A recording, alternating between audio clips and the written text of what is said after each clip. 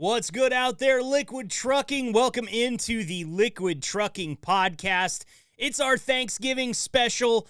Let me see. Do I have a button that would work for I do. Party horns. Yeah, party horns. Why? Well, because I love food. If you guys haven't figured that out yet listening to this podcast, I just am going to have to turn the heat up a little bit. I love my time in the kitchen. I love cooking for a bunch of people. Am I good at it? Some people would tell you yes. Other people can't talk anymore because of the affliction that they suffered after the food that I cooked. That is notwithstanding. I really enjoy Thanksgiving. It's not my favorite holiday because I'm such a sucker for the gift-giving part of Christmas. I'm just like everybody else. I love to get a gang load of presents and open them up. That always makes me excited.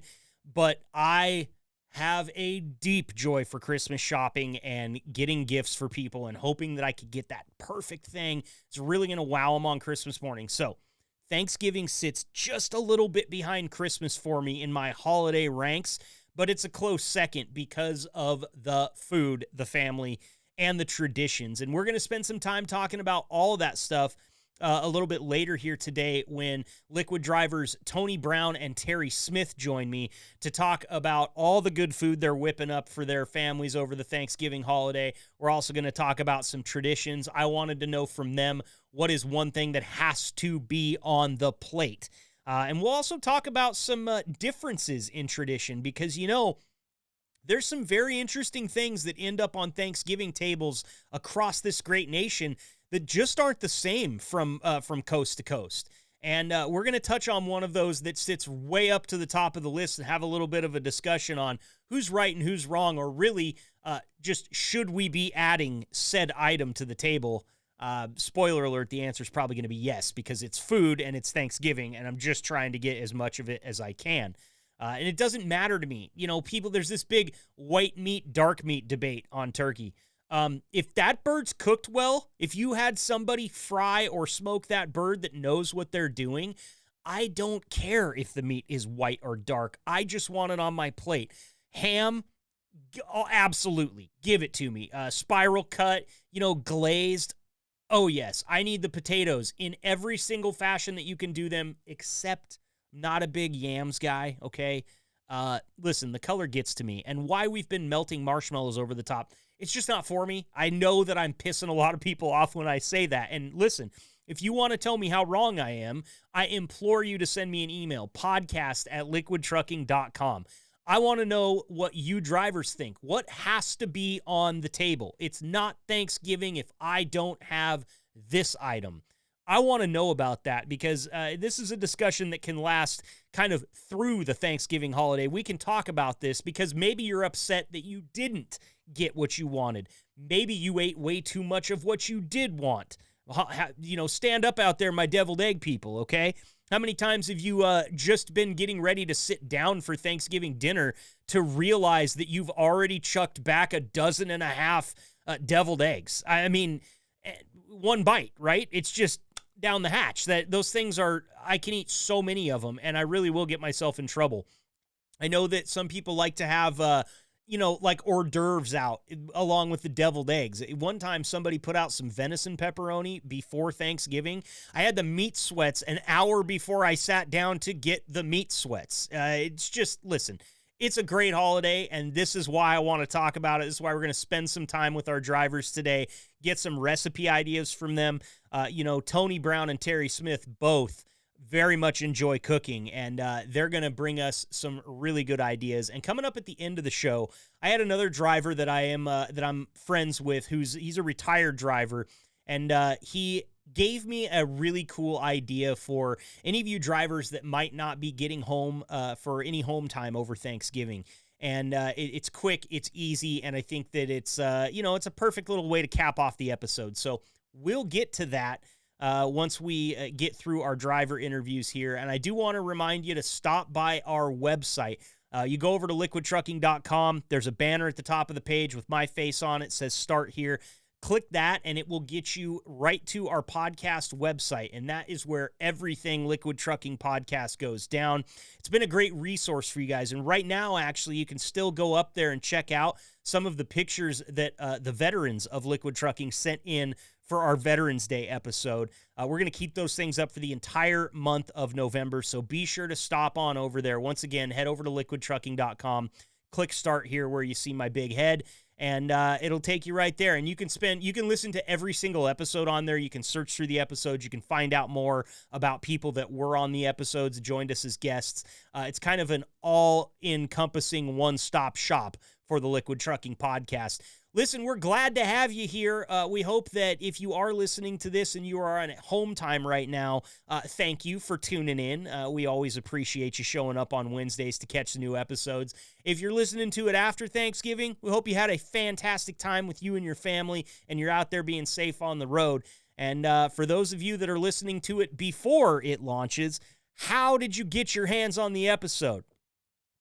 This is a serious question because you shouldn't have. But anyway, all jokes aside, this is kind of a long interview with Tony Brown and Terry Smith, so I'm going to get to it right now. Happy Thanksgiving, everyone. We're off and rolling on the Liquid Trucking Podcast.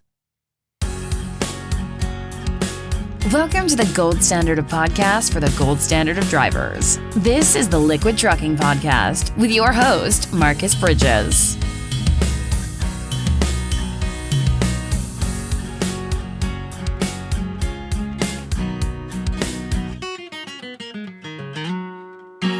All right, moving right along here from the first course to the main course of our Thanksgiving episode on the Liquid Trucking Podcast.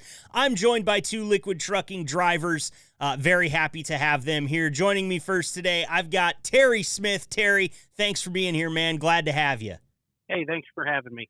And I know it's a little early, but I'll shoot you a happy Thanksgiving too. We're obviously recording this a bit ahead of Thanksgiving, and I don't know about you guys, but it almost seems too early to be saying Happy Thanksgiving yet. That's kind of a week of holiday for me. What do you think, Terry? You know what? As far as I'm concerned, the beginning of November, that's the start of the holiday season. Okay, so you I'm say inbounds. Happy Thanksgiving anytime you want. Okay, Yep. cool. Glad to have the permission. Also joining us, we've got Liquid driver Tony Brown on the line. Tony, Happy Thanksgiving. Is it too early for me to be wishing you that in your mind? Yes and no, kind of. For the rest of my family, it was like Terry said, after the 1st of November, it's that holiday season. But for me, it's not Thanksgiving until that weekend when rifle season opens up for deer hunting. Ah, okay. I totally get that too, man. I just got back from an elk hunt last week in northeastern Oregon. But the feeling of fall really comes along with hunting, and especially for you guys out there in the Midwest, it's a little bit later fall than what we see. So I get that. It's kind of that harvest season feel, that holiday season feel, like Terry said. I will say this. I'm the one that I really try not to jump the gun on is Christmas, because I feel like people kind of start breaking out Christmas trees right after Halloween, and that's just skipping like a major food holiday, which I'm not okay with. No, I'm with you on that one. Well, of course you are. You're Tony Brown. You're the chef here, man. You're one of our resident chefs on the show. I want to get to that. We're going to talk about some recipes and things like that you guys enjoy, but I wanted to kick this one off talking about Thanksgiving tradition with you guys, because this is one of those holidays that is very unique in tradition.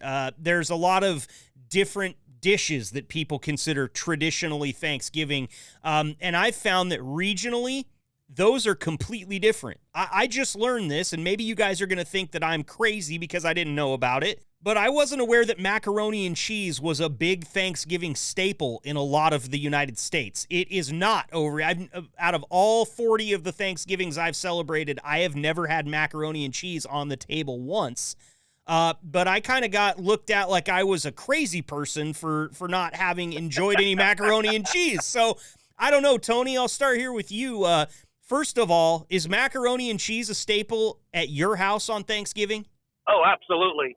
I knew it. Homemade cheese sauce for the macaroni. I mean, it's a double baked macaroni and cheese. Oh. If you don't have it, if somebody's not bringing it, it's not a Thanksgiving dinner without it. Okay. All right. I get that. And look, I'm not anti-macaroni and cheese. I mean, I think that is, people would kind of call that the adolescence pasta, but give it to me every day of the week and twice on Sunday. I love me some macaroni and cheese, so I'm almost disappointed in myself that I haven't smoked some mac and cheese or something like that to bring to a Thanksgiving dinner. So, Tony, it sounds like you might have a recipe for that smoked mac and cheese coming up a little bit later, something you can share with us? Yeah, I can do that. Okay, all right, I like that. What other things traditionally find their way to the table at your house, Tony? Gotta have I have my own take on the green bean casserole. Mm-hmm. When I was a kid, I hated green bean casserole because everybody put onion in it. Yep. I can't do onion. So as I got older, I started making my own, and now the one I make can actually serve as a whole meal on its own. Wow. So it's got bacon in it, I would assume. It does. Okay, good man. So you keep the onions out. Do you use the fried crispy onions to top it with, or can you not have those either? No, those I can do. For me, onion, it's all about texture and flavor combination that I can't do. It's all in how they're prepared, if I can eat them or not. Okay. And like the French fried onions, I can sit there by the handful and sit there and snack on those. Oh, I like the cheddar cheese flavored ones. Oh, they're so good. And I don't mean to hurt anybody's cholesterol level when I share this with you, but a real broke college meal is a bag of those French fried onions with just some cream of chicken or cream of mushroom soup poured into it. Just eat it like cereal. It's bad. It's not going to be good for your heart, but it tastes phenomenal. I promise you. That was out. So it's funny you say that, broke like a college meal, something like that. We used to take what we in the military we called pogey bait, and it was just snacks and stuff like that. Uh-huh. Well, when you get sick and tired of eating MREs every day, some of us would have canned soup, and we would actually have French fried onions and stuff like that, and we would do exactly what you're talking about. Yep. Just start mixing stuff. Just open the cabinet and start making concoctions. It's the only way to go when you're broke. Pretty much. I mean, we used to make what we called Ranger pudding, and that was taking all the leftovers from an MRE, and yeah, you wouldn't sleep for 3 days because the amount of caffeine that was in it from the coffee pack. You guys would put the coffee pack in it too? Yep.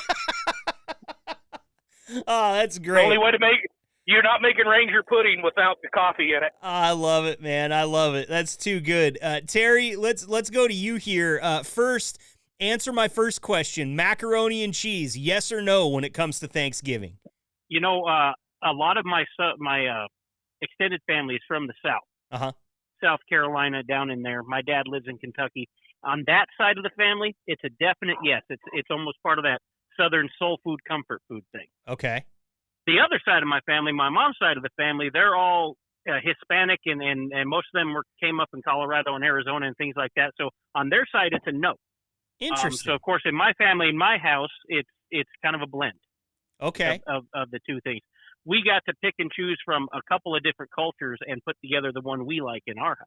Oh, I love it. And tell me, out of that Hispanic culture, what made it to Thanksgiving? I'm so interested. Basically, we have enchiladas on our table. Oh. And you normally don't see that. Oh. You don't see that on a lot of Thanksgiving tables. But also, one of the things we did is we realized a few years ago that the only time of year we ever made a turkey was on Thanksgiving. And we looked around and said, so do we really like turkey? And everybody was kind of like, I mean, sort of. And so we were like, So now we've actually, in my house, stopped doing the turkey. And what we do is a smoked ham and then what we call a Hawaiian ham. So a couple of varieties of ham. Because we know that those leftovers will absolutely disappear. Oh, absolutely, man. So there'll be no waste. It's funny because you bring up a really good point there, Terry. I don't think I've ever roasted or smoked a turkey on anything other than Thanksgiving. And really, would I go all out like I do? Last year, I injected the entire bird with maple syrup and butter. It took me like an hour just to get this thing all jacked full of this. And then I smoked it, and I was injecting it and basting it the whole time. It's a 4 or 5 hour cook here, and it's the only time during the year that I make one.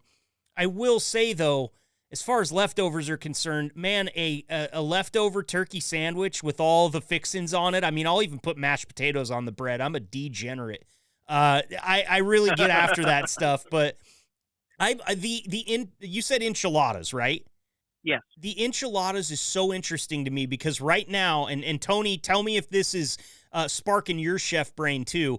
I'm thinking enchiladas, but instead of traditional enchiladas, you're taking leftover Thanksgiving. So you get a little stuffing, a little green bean casserole, a little potato, a little turkey, some ham in there.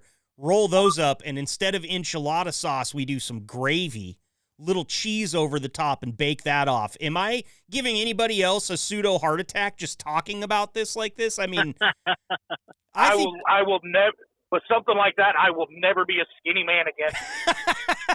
Yeah, man, I love it. See, that's what I think is so cool about Thanksgiving is we're talking about just one country here, and we're the only country that celebrates Thanksgiving.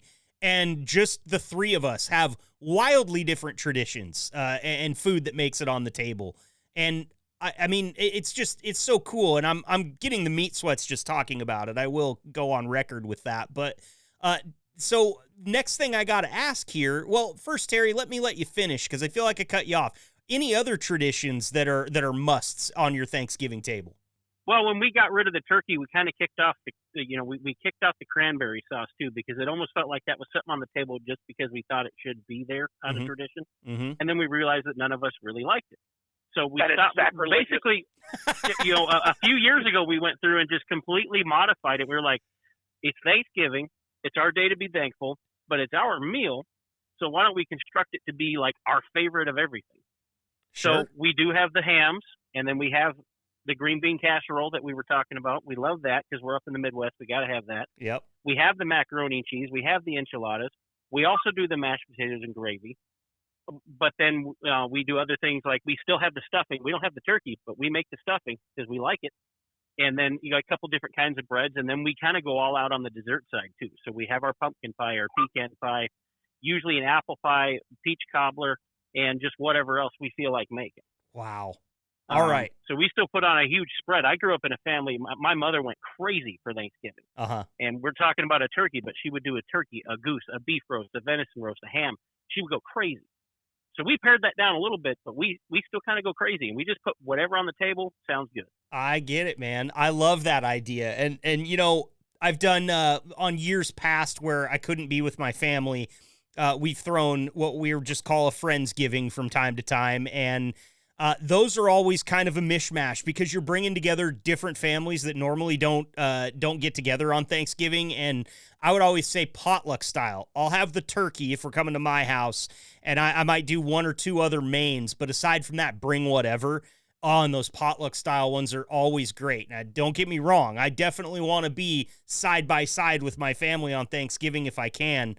But if I can do one of those potlucks, the audio editor, Mike, here for this podcast, he does a Friendsgiving every single year, and it's like a big tradition for them. They actually do it a little before Thanksgiving. And some of the spreads, man, they would rival an episode of Kitchen Nightmares. I mean, it's phenomenal in there. It reminds me of when Gordon Ramsay redoes the restaurant and he redoes the menu and they just lay out all the menu items on the table. Oh, I could die a happy man. But Tony, I've got to ask you here. You said it's sacrilegious not to have the cranberry sauce on the table. Talk to me about that a little bit, man. You're a real big cranberry sauce guy? Oh, I'm huge cranberry sauce guy. I like fresh made as well, but I'm crazy here. The canned Ocean Spray jellied cranberry sauce, take the top off of it, hand me a spoon, and if you ain't got a spoon, give me a straw. I'm going to empty that can. You don't even need to slough it out on a plate so you get to see that perfect form that it takes. You just eat it right out of the can, huh? Oh, I have, and I've done it for like the last 3 years.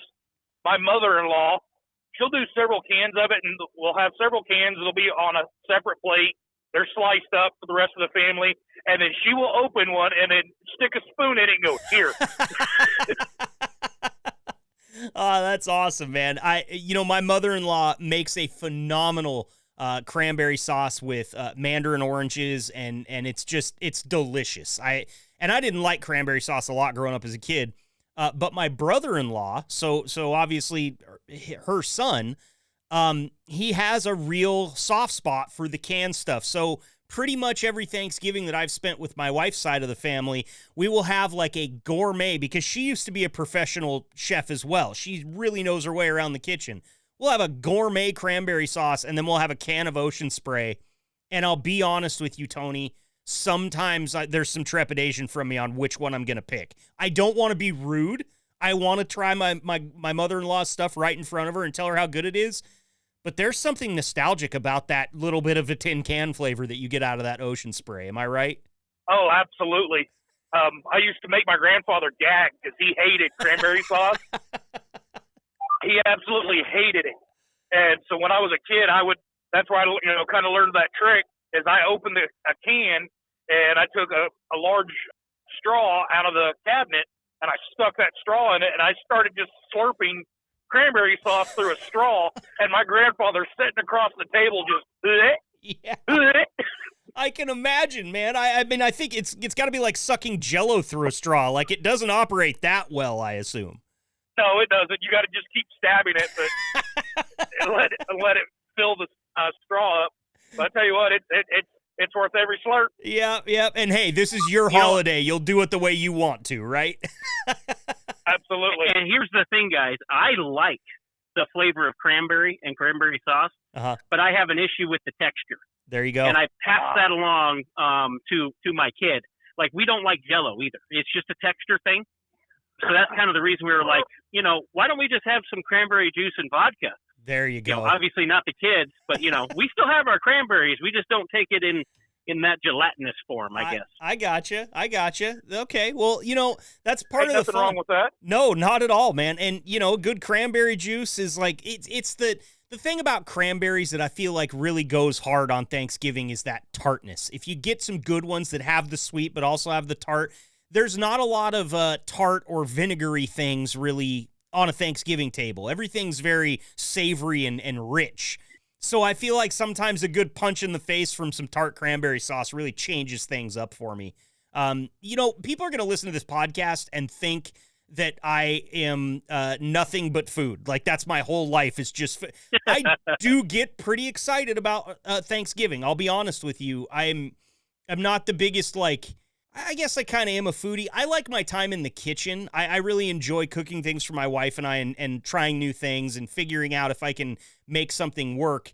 But man, something about Thanksgiving when a lot of times there's other people cooking for me and I just get to sit on my ass and watch football and load my face up. This is a true American holiday, you guys. And following shortly after an election day, is there anything more red, white, and blue than what we're about to do here on Thanksgiving, which will be tomorrow as we actually listen to this episode on the feed. It's a few weeks away, so I apologize, guys, if I'm making your mouth water before you're actually going to get to try any of this stuff. But to add to your point, Marcus, food is one of the great pleasures of life. It really and is. We're lucky enough. That's one of the things to be thankful about from every culture on the planet here in the United States, and we can eat the best food whenever we want. Yeah. I live in little old Sioux Falls, South Dakota, and I can still, within walking distance of my house, eat food from probably 10 different cultures. Wow. That's awesome. And there's, you're not just going to find a nice Asian market out in Sioux Falls, South Dakota, I'm sure. So that it's like one of those things where you have to, you kind of try it, find out that you like it, and learn how to make it, right? Well, no, we do have those markets. I've got an Asian market less than a block from my house. We also have Ethiopian markets. We have a very strong immigrant community in Sioux Falls. Wow, that's awesome. And I so never would have businesses guessed. that popped up. Yeah, well, it's a bigger city than most people realize, but it's not a big city, if you know what I mean. Okay, gotcha. So within my house, like I said, within 2 blocks, my house is directly on the edge of a commercial neighborhood. It sits between a commercial and a residential neighborhood. So I can walk, and within a block of my house, I can have Chinese, I can have Japanese, I can have Italian, or I can have a Jersey Mike's, for example. Tony, it kind of sounds like we need to go visit Terry here pretty quick. Yeah. I mean, 30 minutes. I got to go a little further. I got to go about 30 minutes, and I've got all of that in Tulsa. Okay. There you go. All right. I like it, man. I like it. Well, I will give you one other, because we're going to start to get into recipes here in just a second, Terry. Something that my wife did it was probably been a few years ago, and I thought at first that it was a harebrained idea, and I didn't understand why she was trying it. But she did a collection of leftover egg rolls. She went and got some real nice egg roll wrappers and rolled us up basically Thanksgiving egg rolls with turkey and cranberry and potato and green bean, and then a little bit of like a kind of a sweet and sour dipping sauce on the side. Again, I mean, culture's just colliding here for all the good things. It was phenomenal. I don't even know. It's probably 1A and 1B with my enchilada idea, to be honest with you. We haven't tried that one yet, so we'll see how it pans out. But the egg rolls, if you got a good Asian market in your neighborhood, Terry, I'd say go pick up some egg rolls for those leftovers. Oh, we do. My wife actually makes wonderful homemade egg rolls. Awesome. So it's something, that's something I take advantage of whenever she's up to it. That a guy. So good man. That makes three of us. My Okay. my wife makes egg rolls whenever I can talk her into it. Both dinner egg rolls. She also makes dessert egg rolls. Oh, now you're speaking my language. Yeah, you're speaking my language, man. Yeah. I mean, listen, my language is pretty much wrap it up and fry it, okay? Wrap it in bread and fry it. I'm good with it. It doesn't really matter. I tried fried butter once at a state fair. It was all right. I would do it again if you want my honest opinion, but it was kind of anticlimactic. There's not a lot left in there, as you might imagine. But okay, guys, so let's talk about some recipes here. We've already kind of been throwing a few of them out. I actually wanted to go with something that was traditional on my table because I haven't really talked about that yet. And there's some interesting things too here that I haven't heard anybody mention yet. And before I get into my all-time favorite thing, what about like the kind of desserty salads? Now, Terry, you said that you're not a big fan of Jell-O, so this probably isn't you, but any of you guys ever try like the 7-Up salad? Did you ever have that on your table as a kid? 7-Up salad is not one I've heard of. Okay. How about you, Tony? I've heard of it. I've tried it once, and you can keep that on your table. It's the same way with me, man, and I was the only one in my family that didn't like it. But it's kind of, Terry, to give you an idea, it's kind of like a Jell-O base, and then there's like a whipped cream type thing on the top, and then pretzels for some reason. And it's just, listen, if my mom hears this, I'm sorry, Mom. I love you to death. She knows. The 7-Up salad is something that I always pass along. I never am sitting there grabbing some of it. My sister absolutely loves it. She has to have it on the table. Never been my thing, and always something I felt like was kind of a lot like the turkey that you were describing earlier, Terry. It's like, do we really need this one in the recipe book anymore? Like, I think this is the only time that we care about this one. And, I get myself in hot water. I know I'm going to have some questions to answer once Mom and Dad listen to this podcast. But the 7-Up salad, just not my thing. But, traditionally a lot of people do mashed potatoes and gravy, right, for Thanksgiving. My mom does twice baked potatoes for Thanksgiving and a lot of times for Christmas too. She bakes off a bunch of russet potatoes and then scrapes them out into a big bowl, adds like sour cream, butter, chives, bacon, cheese, and then puts a layer of cheese over the top of it and throws that into the oven and bakes it again so it gets kind of crispy cheese on the top. And I'll tell you guys, those potatoes, they're amazing. If they're not on the table, we've got a Marcus to deal with. That's cut and dry. Like I have had, there's not a lot of drama at my house around Thanksgiving. Like we don't do a lot of the families where like somebody gets drunk and all of a sudden there's a big fight. The only fight we've ever had is when there was no twice baked potatoes and everybody had to put up with me for the whole day. See, I thought that was a deviled egg thing because the deviled eggs never even make it to the dinner table in our house. Yeah, they're gone. That's the way it is at mine. Well, I mean, can we get... And then there's always somebody that's mad that the deviled eggs are gone. Right. That's very usually true. me. Yeah. After I ate them all. Right. God damn it. I didn't make enough of these. Can we... I just want to lobby for a bigger chicken because the reason that deviled eggs go so fast is because I know a lot of people like to take a bite of a deviled egg. I'm sorry. That is a bite. That is a one-bite snack for me. There's no reason to take nibbles off of a deviled egg, right? It's just down the hatch. What do you guys think? Yep. Yeah. Oh yeah. Maybe 2 bites. Maybe. If you got a maybe. big It one. depends on how I'm feeling. it depends on if I'm taking a bite of like turkey or something or ham at the same time. Okay. Then I'll do it, a half bite. But then It might also depend on how many cranberry vodkas I've had at that point.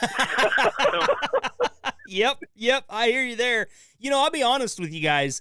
I kind of want to try a deviled ostrich egg because that would be about the size of the serving that I would want. It's something, somewhere in the neighborhood of the size of half of a football with all that goodness piled on top of it, man. I would try it. I'm not going to lie to you guys.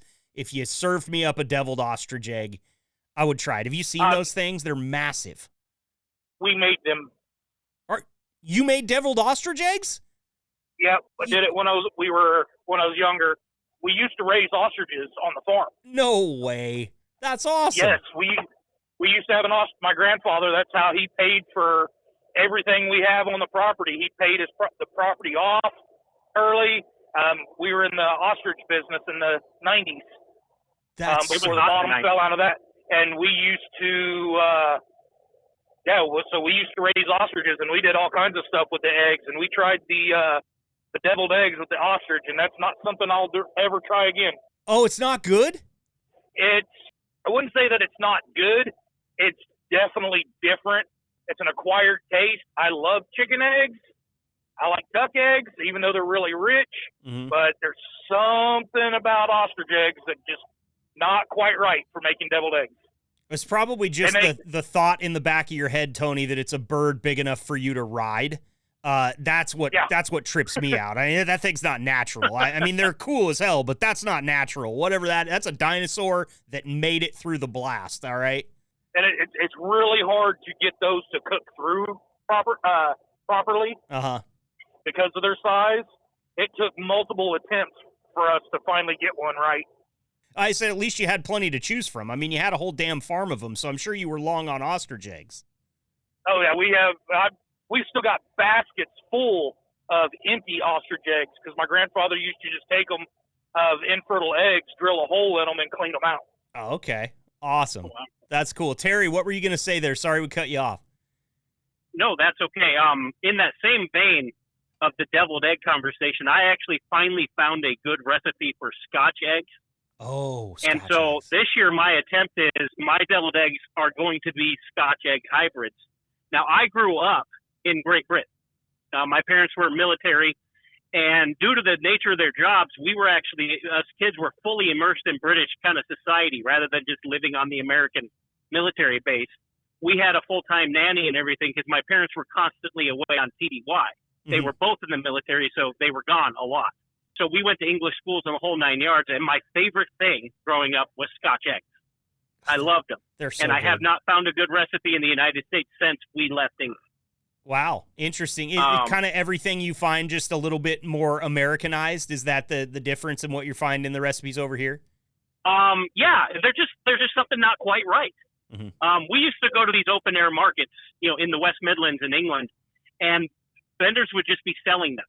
And you would just grab it and you would just munch on it as you were walking through the market. Oh, and I haven't found one that matched that flavor in the United States. Well, about a year ago, I found my old nanny on Facebook. And through talking and everything else, I finally brought up I really miss Scotch eggs. Well, she sent me a recipe, and I'm going to try it this year. Oh, that's awesome. And then I'm going to take it one step further and slice them up and devil them up. Oh, man. And I think that's going to be amazing. Oh, yeah. Terry, you are not that far from me, dude, and it sounds like you're having good weather over there. I could get there, okay? I just want you to know. You've already given me a real good idea where your house is at. I could find it, all right? That sounds phenomenal, and I can't wait. You should definitely send us a picture once you try them out and you get them dialed in, because if the recipe's good and you'll have us, we'll share it up on the website so other drivers can try it. Because listen, guys, if you haven't had a good Scotch egg, you might not even know what a Scotch egg is. And it sounds to me like I've tried a Scotch egg. I probably haven't had a good one based on what Terry's saying here, but even a bad one is damn good, in my opinion. I don't know about you, Terry. Oh, they're good. I just haven't found the one that's quite right yet, in the United States. And to be honest, it's hard to find Scotch eggs in the U.S. anyways. And if you ask about them, most people look at you like you got two heads anyway. Yeah, I ordered one time, and it came out. I got a glass of scotch and a hard boiled egg, just commando. It was not good. See, that's just not cricket. That's just not cricket. So. Oh my God.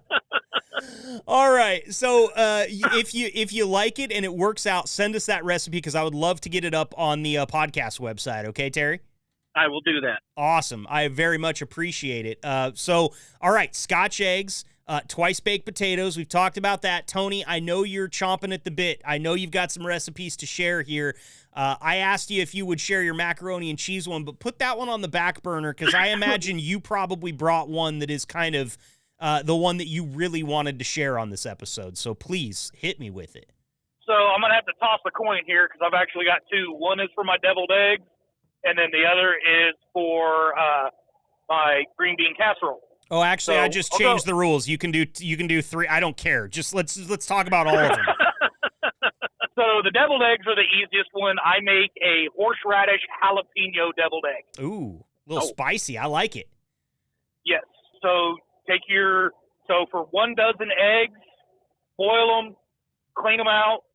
You're going to add a quarter of a cup of mayo, a quarter of a cup of spicy brown mustard, and you're going to add 2 large heaping tablespoons of horseradish.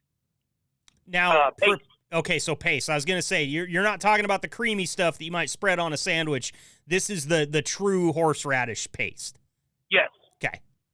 You can use the creamy. If you're going to use the creamy horseradish sauce, you have to use a little bit more, probably closer to 4 tablespoons because it doesn't have the bite that the paste does. Yep, that paste will clear your sinuses through next week, man, and that's what I love about it. Yes, it will. Yes. Mix that all together, add in to taste some, probably about a tablespoon to 2 tablespoons of onion powder, about a tablespoon of garlic powder. Mix that all up. Oh, one thing I forgot is you need some diced pickled jalapenos. I was waiting to see if you went pickled or you went fresh because recently my wife did some deviled eggs. I think it was last football season for a tailgate, and she got a fresh jalapeno and diced it up real fine and dribbled some of that over the top, and it was good, but it was almost too spicy for me. And the pickled I feel like that's the perfect amount of spice in this. Yeah, it's a good compromise. My wife does not like spicy food, but she loves pickled jalapenos. Oh, perfect. Yeah, it's a good way to get around people that don't like super spicy stuff. That's true. So I'll use the pickled jalapenos in the mixture. I do use fresh jalapeno. Okay. So once you've made the mixture, and you're going to do the pickled jalapeno just to the texture you want in the filling. I do it mainly for some of the color. Mm-hmm. So it breaks up the yellow. And I prefer my deviled eggs more of a mustard base than a mayo base. Yep, me too. I usually use 2-to-1 ratio, double the mustard, half the mayo. Okay, gotcha. I only use the mayo just for that creaminess. Gotta have it. And then, and then it makes it, it kind of makes it a little lighter, a little fluffier. And then fill your deviled eggs. Now take your fresh jalapenos and slice them into coins and throw them in a saucepan with just a little bit, just enough to keep them from sticking, of olive oil, and throw in some panko breadcrumbs on top of them. Oh, okay. And the panko will stick to them a little bit. You're not looking for, to be completely coated, and then you take those and you garnish the top of the deviled egg with that fried jalapeno ring. Wow. Okay. So, I mean, you're cooking with gas here, Tony, because you've got the pickled jalapeno, which I was really waiting for, but then you actually basically breaded and fried a jalapeno coin to garnish this thing. You are next level, dude. That's just what I do. That sounds amazing. That sounds amazing. I will take an order of, God, what do they come by the dozen? Give me 48 of them, and that's just for next Tuesday. I will need another 48 for the following week as well. Right. So that's the deviled eggs. You talked about your green bean casserole a little bit. You leave the onions out. You add bacon. What are you using as like a base for that? And are you okay using fresh green beans? Are you a frozen green bean guy? How do you go about your casserole? I actually I meant to look them up a while ago because I can never remember the name of them, but there is a southern green bean, a southern style green bean. They're already seasoned. They come in a can. It's an orange can, and they're usually pretty large, pretty decent sized cans too. I think they're 30 or 32 ounce size cans. Mm-hmm. I can't remember exactly right off the top of my head, but I'll do these in a large casserole dish. I'll drain it, pour the green beans into a mixing bowl, 2 cans of cream of mushroom soup. It's usually one family-sized can and one small can of cream of mushroom soup, mm-hmm. half a pound of shredded Colby cheese. Ooh, that's a good addition. I mean, look, you could put half a pound of shredded Colby cheese on a birthday cake and I'd still eat it, but I love the idea of a little bit of Colby cheese in this casserole. Continue, please. Then you're going to add your bacon, crumbled bacon, into that bowl. You're going to add 2 decent sized cans of shredded chicken. Okay. And make sure you shred it up, and then just sit there and crumble and crush it all up real good, and then mix it in there. You're going to add onion powder and garlic powder to taste. I've got it written down, but I'm not trying to look at it's in my notes on my phone, and I'm not trying to look at that while I'm driving. Sure. But probably your crispy onions, right? That's probably the last thing that goes on the top, I would assume? Yeah, so once you get it all mixed up, pour it into your casserole dish, take your crispy onions, or I sometimes I'll throw a little twist on it. I will use the crispy jalapenos. Oh, okay. Because French's also has the crispy jalapenos. So sometimes I'll use those. I've also been known to use both. I'll do it 50-50. I'll mix them up and lightly cover the top of it, and then on top of that, just lightly sprinkle some more of that Colby Jack cheese, that shredded cheese. Just sprinkle it across the top. Throw in the oven at about 275 for half an hour. Good to go. And then enjoy. You know, I will say this, Tony, and I mean no disrespect by it, but with your propensity for jalapenos over the Thanksgiving holiday, I'm starting to get a little concerned for your plumbing here in the next couple of weeks. You make sure everything's working good, I hope. Yeah, we actually just had the septic tank cleaned out about 2 months ago. Good. So. That's a pre-Thanksgiving chore for sure. Good thinking there. Way to get ahead of it. Okay, so if you know you're going to eat a bunch of spicy food, just put a couple of rolls of toilet paper in the freezer. You'll thank me later. Oh, good thinking. Look, you will learn so much listening to this podcast today. Recipes, traditions, frozen toilet paper. I love it. You guys, this is awesome. Okay. I'm actually going to do that tonight. I'm putting one in there tonight because I want to try it tomorrow morning. That sounds too good. Pair that with a minty dude wipe. I mean, how much more fresh could you feel? We're off track totally at this point. Terry, did you have any recipes? Or are you a guy that likes his time in the kitchen, or do you kind of kick your feet up, watch some ball, and let the rest of the family take care of the cooking? Actually, I'm one of those guys that I love to cook. I find it very therapeutic. Just, the prepping, the slicing the vegetables, all this stuff. I put on some music. I usually have a nice adult beverage, and I just vibe while I'm cooking and cleaning, because I'm also a clean-as-you-go type of guy in the kitchen. Okay. And I can spend hours just preparing a good meal for the family, and then watching everybody enjoy it. That's the cherry on top. Oh, yeah. Absolutely. So what are you whipping up for Thanksgiving? Well, I use my mother's Hawaiian ham recipe, which is actually pretty simple. You've got your big ham, the maraschino cherries, of course, pineapple rings, cloves, and then a brown sugar-based glaze at the end. And you just slow cook it. I do 24 minutes a pound at 275, and it's just an all-day process. And at the end, put your glaze on, and then put it in for another about 5 to 10 minutes at about 400. Mm-hmm. Let that glaze set up nice, and then you can just peel it apart with a fork. Oh, and it's just meat when it candy. Comes out. It's got to be just meat candy at that point, yeah? And that's my mother's recipe that she passed down. She called it Hawaiian. I don't know if that's what it's actually called, but it feels Hawaiian. Yeah. Pineapples and cherries and everything. So, we'll just keep calling it that. Absolutely. That's awesome. That sounds great, man. I mean, between us all here, I'll bring the potatoes. Tony's got the deviled eggs and the green bean casserole. Terry's got the Hawaiian ham. Guys, we got a 3-man Thanksgiving. Where are we meeting? Tony, where are you at right now? I know that I know where Terry's at, but try to logistically figure this out. Well, unfortunately, I'm in Nebraska, headed to my favorite state of Texas. Oh, okay. Well, you know what? Me and Terry don't want to come to Texas, so we'll catch you on the next loop. If you sense the sarcasm there, because I can't stand Texas. Yeah, just a little bit, man.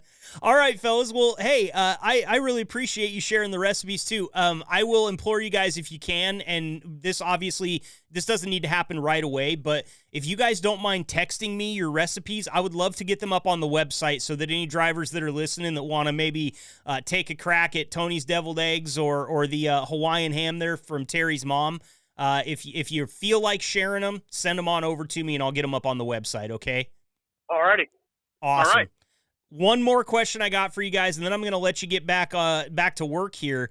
I want to talk about your favorite Thanksgiving memory. I kind of feel like Thanksgiving is kind of one of those Christmas-like holidays, and maybe it gets lumped in because they're so close together, but I feel like Thanksgiving's one of those holidays that you kind of wait all year for. You slog through the entire year, you get all 4 seasons under your belt, and then it's finally time to sit down and eat an irresponsible amount of food. And a lot like a Christmas that I will remember for the rest of my life, I have this one Thanksgiving memory that I feel like is really, it was important in my maturity as a kid, learning to not eat kid things anymore, okay? Because, guys, I'm going to tell you something about myself here. I'm not necessarily proud of it. Huge ketchup guy here, okay? You're looking at a massive ketchup guy. I will eat ketchup on a steak. I don't do it all the time. I've had a chef at a Ruth's Chris Steakhouse walk into the room I was sitting in when I was about 14 in Maui and stand there and look at our entire party. And when my dad looked at him and said, "Hey, is everything okay?" And he looked down at me and he said, "I just wanted to see the person that was going to put ketchup on my steak." And I'm that guy. I was that guy, okay? I don't, like I said, don't like to admit it, but when I was younger, kid, I would not eat gravy. I would eat ketchup on my turkey. Thanksgiving turkey, didn't matter. I would put ketchup on it. But the memory that I've got that's a core memory for me is the first time that my parents just convinced me to try a little white meat turkey with some brown gravy on the top and brown gravy on the mashed potatoes. You guys, I could care less if there's any ketchup in the fridge around Thanksgiving now, but give me gravy, much like Tony eats his cranberry sauce. Put a straw in it, okay? Because I will just drink the stuff.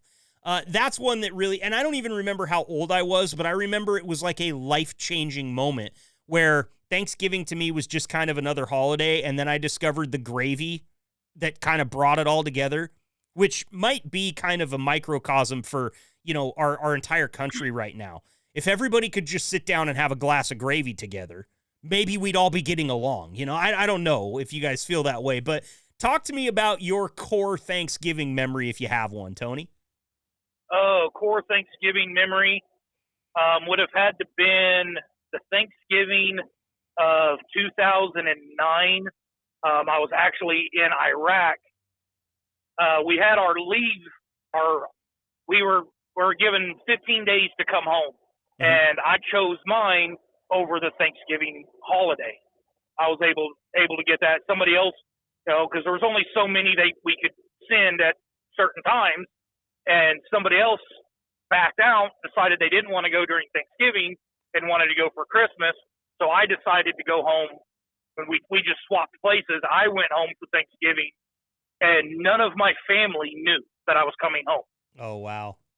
And that's probably my core is, favorite memory was walking in and just seeing my grandfather cry. Oh, man. That sounds kind of cold, but this man didn't cry. That's awesome, Tony. And I'm sure it's still like it's kind of choking me up just to hear that story. Like I'm sure that you were just blowing people's heads off as far as you being there. Like, oh my God, what is he doing walking into the house right now? He's supposed to be thousands and thousands of miles away, and here you are. Yeah, they were all expecting me for Christmas, and then I showed up for Thanksgiving. The only other person that knew, of course, was my wife at the time, because she's the one that picked me up from the airport. Our kids, our boys at the time didn't even know that I was coming home. Wow. What a cool memory, man. That's awesome. Thank you for sharing that with us. I love that. How about you, Terry? You got a core Thanksgiving memory in there somewhere? I sure do. Yeah, I mentioned that we lived overseas for most of my childhood. When we came back to the United States that first year, we came back right before the school year started, so late August, early September, something like that. But then we kind of had a Thanksgiving/family reunion thrust upon us. And cousins that I had never met because we've been overseas, grandparents, aunts, uncles, they all just kind of showed up at our house in South Dakota. Mind you, we're barely moved in because we had just moved from another continent from across the ocean. But they just showed up, and everybody came with food or prepared to make food. We had people basically sleeping on top of each other because our house was just so full of relatives. And I remember there's 20 or 30 children running around, and we were just destroying everything we can get our hands on. But it was our first Thanksgiving back in the United States, and then we got doggy-piled by our extended family from both sides, both my mom and my dad. And it was hectic and crazy, but it was just a wonderful thing. That's so cool, man. And all when you're just trying to adjust, like, listen, I went from centimeters and meters to inches and feet. I just need a couple of minutes to get everything back in order here. And no, there's a bunch of family right on top of you at the same time. Those type of chaotic holidays like that kind of remind you of that Home Alone shuffle when they're all trying to get to the airport. There's something special about that. Even when it's that chaotic, there's something really special about that, isn't there? Well, we got lucky. The weather was nice enough. We were actually pitching tents in the yard. Oh, just perfect. To spread everybody out a little more. That's good. But I do have to say that the ketchup on steak thing, I almost hung up on you, and I'm still trying to decide if I'm ever going to talk to you again. I get it, man. I told you. I'm not proud of it. I'm not. You know, I like a plain steak as much as the next guy now. I really do enjoy some A1 on my steak from time to time, but it kind of depends on the cut for me. I will tell you, and I promise, hand to God here, I haven't put ketchup on a steak for decades. But I do understand the sins that I have committed against you, Terry, and I am sorry. I will atone. I promise you that. One should never, ever dishonor a dead cow in that way. So just Never. I get you. Look, it was a hard one for me to share with you guys, and I got to be honest with you, too, a little bit. I'll just kind of lay myself bare here. I have to correct myself a little bit about my Thanksgiving core memory, and you guys are going to laugh when you hear this. We got kind of into like the rabbit hole of food, right? And I was only thinking about core memories from a food standpoint. I do need to touch on the fact that about 12 years ago, the day before Thanksgiving, we were having family pictures taken, and I proposed to my wife during that. So that probably should slot in there somewhere around finding out that ketchup on turkey wasn't the best thing as my core memory, especially if my wife listens to this episode. So just take that in stride, guys. I might be in the doghouse, to be honest with you. I was in food mode. I didn't stop to think about my better half. So do you have a comfortable couch? Well, the dogs tend to occupy it, but they're corgis, so I can squeeze in there with them, you know? I might not even get relegated to the couch. She might skip right over the couch and make me hit the hardwood floor, gentlemen. I don't know how bad I've screwed up here, but I'm just trying to clean up afterwards. That's all. So I don't feel bad, because when I was a kid, when my dad was active duty and we were stationed in Fort Ord, California, I don't know how many times I would get caught in the kitchen with a bowl full of ketchup, eating it with a spoon like it was pudding. Yep. Yeah, man, kids do some weird stuff. I used to not eat the French fries. I would dip the French fries in the ketchup and suck the ketchup off of them and toss into like a wet pile of used French fries, which, what the hell was wrong with me? Kids and ketchup, because My little brother used to just make ketchup sandwiches. Yep, I've heard of that too. I think it's just because it's tomato flavored sugar is the only reason. Like, we didn't know it, but we were getting an equal sugar rush from a spoonful of ketchup that we were from like a full bag of Skittles. So maybe that was kind of what got me addicted to it, you know? Have a pretty big sweet tooth over here. Gentlemen. Speaking of wild things kids do with food, my youngest son, when he was about 3 years old, got a hold of a thing of Oreos. Uh-huh. And he ate all of the cream out of all the Oreos and then put them all back neatly in the package for us to find later. My guy. That was a fun surprise. My guy. I was the same kid, man. I would, sometimes you could catch me if I had had too many bags of fruit snacks and I was worried about getting caught. I would try to, like, reform the bag a little bit so it looked full and stick it back down in the bottom so that maybe I wouldn't get caught. Totally understand that. Your kid's a man after my own heart. I was also a guy that would drink most of the milk out of the carton and then put it back in the fridge. My family hated me for that, and I understand why, but I don't know, man. Something about me being hungry or thirsty. I've got very few priorities that stick around on the list once that happens to me. Evidenced by the fact that I almost didn't talk about proposing to my wife over Thanksgiving because we were talking about food.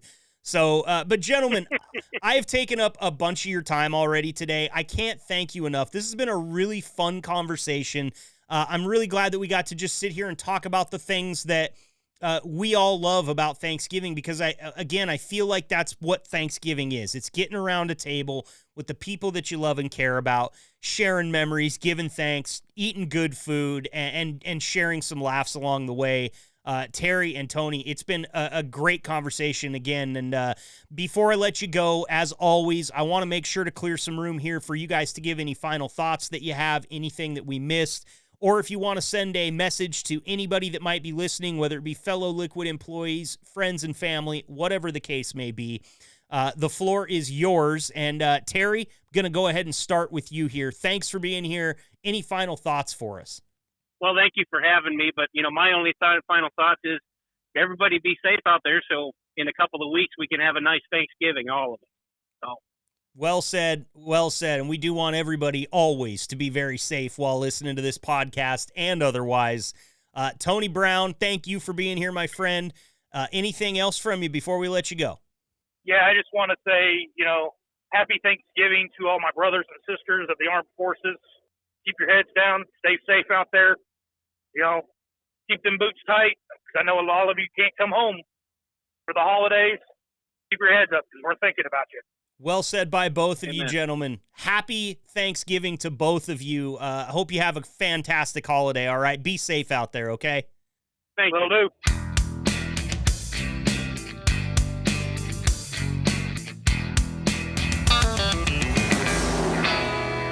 Great stuff there from Tony Brown and Terry Smith. Can't thank those guys enough for coming on and chatting with us. We've had a lot of drivers on this podcast. We've had a lot of drivers come on this podcast multiple times, but we're always looking for the next driver that wants to come on. So if you have my number, please feel free to reach out. You can also send us an email, podcast@liquidtrucking.com. Or get in touch with Jason Eisenman or one of the guys at the office. They will put you in touch with me. Another way that you can get a hold of my phone number is if you know Polar Bear, Dan Pijanowski, Tony Brown. These guys all have my personal number. They're more than happy to give it to you. So reach out, get in touch with me. If you want to come on the podcast, share some of your recipes, some of your stories from the road, we would absolutely love to have you. Got to wrap up the Thanksgiving episode here in just a few minutes, but I did tell you off the top that I was going to bring you a little in-the-cab hack that a retired driver friend of mine shared with me. He told me a story once. He was always home for Thanksgiving. He spent over a decade driving, and this one time he couldn't make it home for Thanksgiving, and he was bummed because he was about to make himself a cold, turkey lunch meat sandwich, and he just didn't feel like that was going to have the feel of the season that he really wanted. So I asked him, what did you do? How did you work around it? And he said, well, I went to Walmart mainly because it's easy to park my truck in a Walmart parking lot, and I knew they would have everything I needed. Now, just to tell you guys what his setup was in his truck, he had a microwave, he had a little single burner stove, And I think that was about it. I don't believe we're working with crock pots or air fryers or anything else special here. But he went out and got himself just a single turkey breast, which is kind of in there with the pre-prepared foods in the cold aisle there. You can find it. They'll just sell turkey breasts a lot like chicken breasts. They're a little harder to find, but a lot of times around Thanksgiving, you're going to be able to find one. And since this is airing the day before Thanksgiving, I'm really hoping that it gives a chance to give some of you drivers the opportunity to try this, and you can let me know how it turns out. Get yourself the turkey breast. Of course, seasonings are important. Season it how you want to. And just pan fry that sucker. If you got a lid, definitely put a lid on it because it'll help it cook up. Don't cook it too hot. Of course, you'll burn it. But, man, it's pan-fried turkey. I mean, it's going to be damn good. The other thing you can grab is one of those little single-serving tubs of instant mashed potatoes.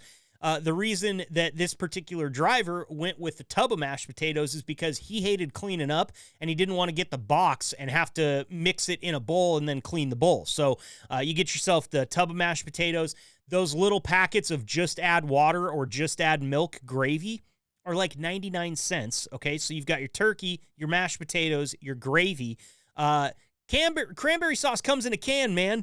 Suck it out of there just like a can of Spam. You got your cranberry sauce. And since we talked about it in the last break, I'm leaving room for it on my table. Macaroni and cheese. Now, listen, I know it's not going to be any Tony Brown's double smoked mac and cheese, but you get yourself one of those little single serving cups of mac and cheese. You can throw all sorts of stuff in there. You know, where cheap mac and cheese really shines is if you put a little bit of hot sauce in there. Oh, my God. And then, you know, they also sell little single serving, just one piece of pie there at Walmart. So what I'm thinking here is you can get yourself some turkey with some fixins on the side. You know, can of green beans, too. What's that going to run you? 50 cents? Little can of green beans, maybe some crispy onions to put on top there. You don't need to do the whole casserole, but you can have a little bit of fun. And I'm thinking somewhere between 20 or 30 bucks here. It's probably going to rival some of the more expensive meals that you've made in your truck. But hey, it's Thanksgiving. Let's pull out all the stops here.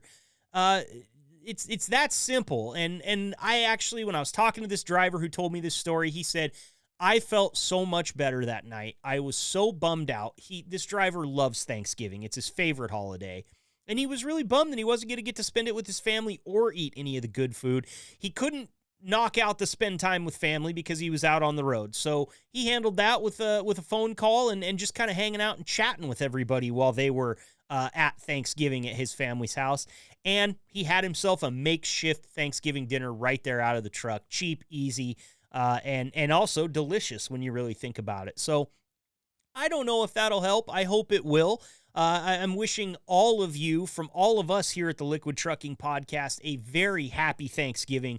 Be safe out there if you're out on the road. And, of course, if you're traveling back home to spend some time with your family, be safe doing that as well. Of course, getting all you guys home safe is always our number one priority here at Liquid Trucking. And we take that very, very seriously.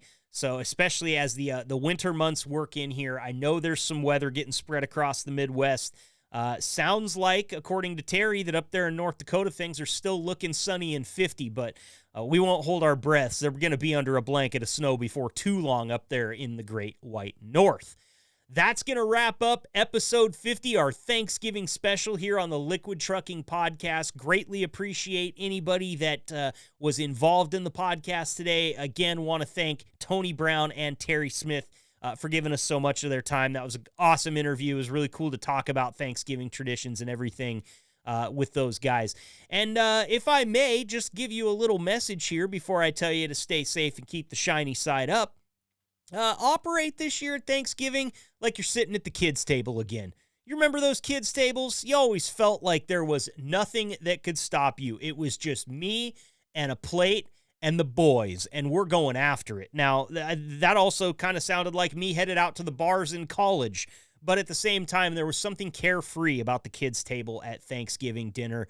And if I could pass along a message, live like you're at the kids' table, have fun, hold your loved ones tight. Make sure you let them know how much they mean to you this Thanksgiving, because that's what we wanted to do for you Liquid Trucking drivers for this episode, is let you all know how much you mean to us here at the Liquid Trucking Podcast, how much you mean to the company. Thank you all so much. Happy Thanksgiving. Be safe, drivers. Keep the shiny side up. We'll be right back here, same time, same place, next week with more from the Liquid Trucking Podcast. Thanks for tuning in and being the gold standard of drivers on the road.